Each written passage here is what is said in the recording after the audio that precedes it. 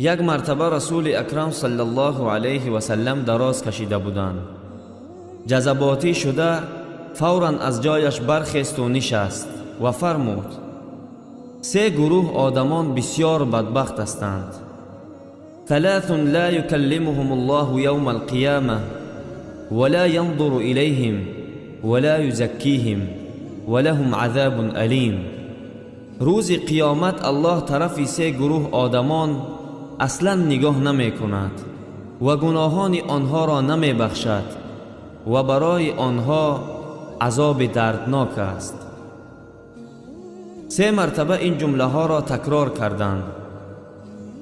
وقتی که این جمله ها را رسول اکرم صلی الله علیه و سلم گفتند، حضرت ابوذر غفاری رضی الله عنه نشسته بود. گفت: یا رسول الله، خابوا و خسروا، من هم یا رسول الله؟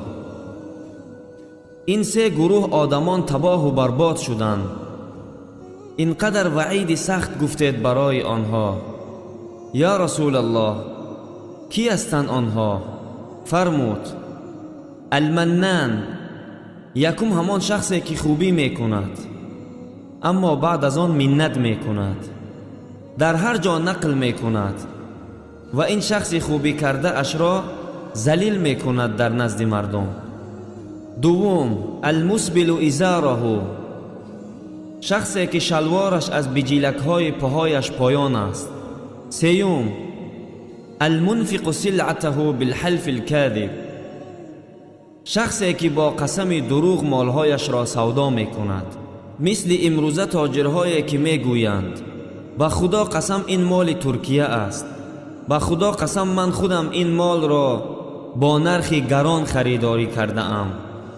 خلاص با قسم دروغ سودا میکنند.